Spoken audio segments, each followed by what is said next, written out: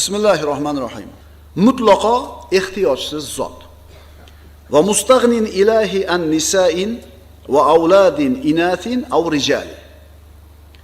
Ma'no jihatdan tarjimasi: Ilohim ayollardan behojatdir hamda qiz yoki o'g'illardan ham. Alloh taologa xotin ham kerak emas, o'g'il ham kerak emas, qiz ham kerak emas. Bu Iso alayhissalom Allohning o'g'li, Xudo Alloh uchtlikni bittasi deydigan nasroniylarga berilgan raddiya.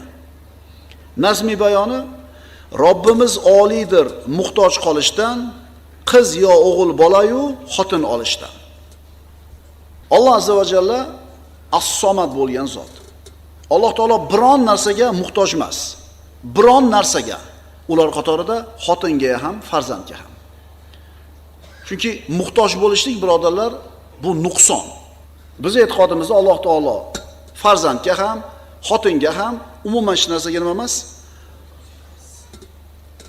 O'shi rahmatullohi alayh mana shu ma'noni ta'kidlash uchun u zot qiz bolalarga ham muhtoj emas, o'g'il bolalarga ham muhtoj emas.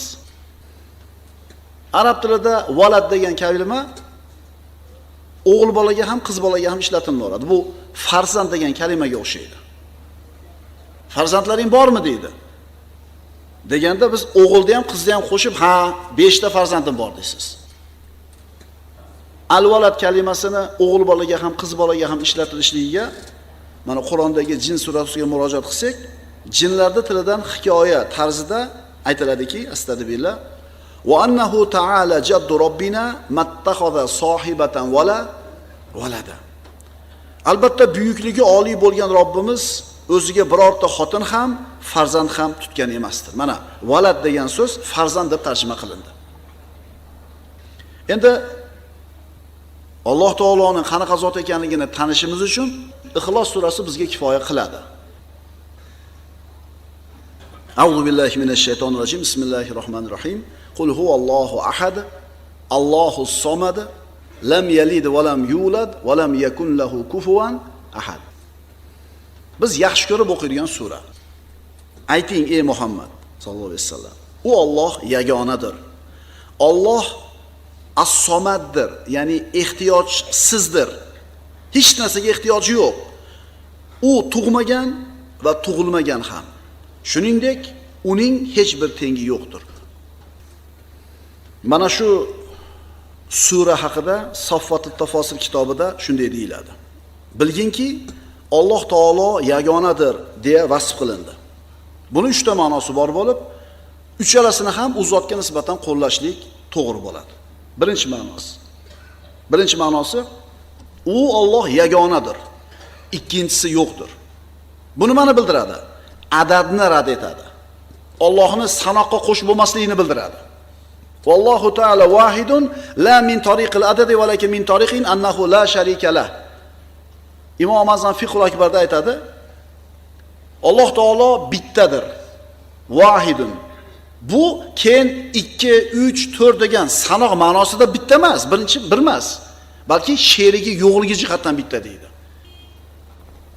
Demak, birinchi ma'nosi Alloh yagona, demak ikkinchisi yo'q. Bu Allohdan adadni rad qiladi, sanoqqa qo'shib bo'lmaydi. Ikkinchi ma'nosi, u Alloh yagonadir, tengi va sherigi yo'q degani. Bu xuddi palonchi o'zini asrida yagona degan so'zingizdan unga teng keladigan yo'q ma'nosi tushuniladi. Allohga teng keladigan yo'q. Bo'lmagan va bo'lmaydi ham. Ammo siz o'zingiz zamoningizda yagona pahlavon bo'lgan bo'lsangiz, sizdan burun bo'lgan sizdan kuchlilari. Sizdan keyin ham bo'ladi sizdan kuchlilari.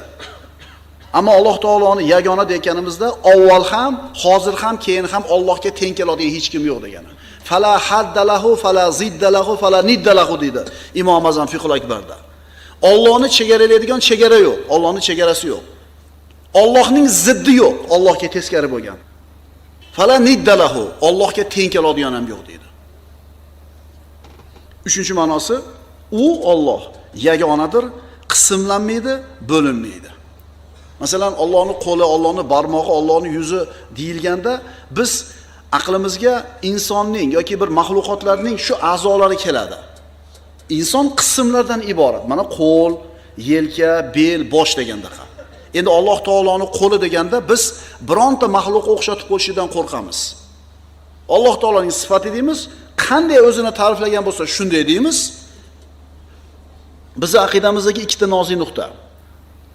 Alloh taoloni tanishligida birodarlar, biz ikkita narsaga qattiq e'tibor beramiz. Birinchisi, Alloh taoloni bironta mahluqotga o'xshatib qo'yishlikdan ehtiyot olamiz. Allohning qo'li bor deyapti, demak bizning qo'limizda ekan desa, bu bo'lmaydi. Alloh kuladi deyapti. Kulish degani nimani tasavvur qilasiz siz? Chehrangizni yorishib ketishligi, ko'zlaringiz qisilib, og'zingiz kengayib, tishlaringiz ko'rinishligi tabani, sizlar tabassum qilib turibsizlar. Alloh taolo kuladi, Alloh taolo tabassum qiladi deganda, siz insonlardagi tabassumni tasavvur qilmasligingiz kerak. Demak, Allohning zot haqidagi biz e'tiqodimizda birinchi e'tibor beradigan narsamiz, Allohning bironta sifatini, fe'lini mahluqlarga o'xshatmasligimiz kerak. Ikkinchi ehtiyot bo'ladigan narsamiz, Alloh taoloning bironta sifatini inkor qilib qo'yishdan ehtiyot bo'lishimiz kerak. O'xshatmaymiz ham, inkor ham qilmaymiz. Chunki Allohning qo'li desa kimdir mushabbahalar chiqdi. Bizning qo'limizga o'xshagan qo'l dedi, dindan chiqdi. Mushabbaha Allohni o'xshatishdi mahluqotlarga. Endi Allohga o'xshatmaslik kerak ekan deb turib, qo'li yo'q deyishdi. Vaholanki Qur'onda turibdi, yadullohi fawqa aydihim. Allohning qo'li ana shu sahobalarning qo'lining ustida. Alloh qo'l deb turgan bo'lsa, yuz deb turgan bo'lsa, jon deb turgan bo'lsa, o'xshatmaslik kerak ekan deb turib inkor qilganlar muattala bo'ldi. Allohning sifatlarini bekorga chiqarib, bular ham kofir bo'ldi. O'xshatganlar ham kofir bo'ldi, Allohning sifatlarini inkor qilganlar ham kofir bo'ldi. Biz o'rtada turamiz. Allohning sifatlarini bironta mahluqqa o'xshatmaymiz va Alloh taoloning sifatlaridan birontasini inkor ham qilmaymiz. Alloh taoloni xotinga ham, farzandlarga ham hojati yo'q.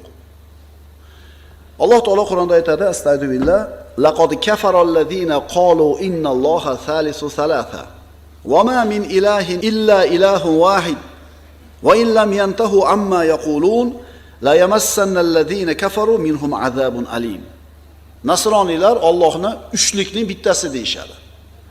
Robbimiz subhanahu va taolo aytayapti, Alloh uchtaning biridir deganlar ham kofir bo'ldilar. Yagona ilohdan boshqa iloh yo'qdir.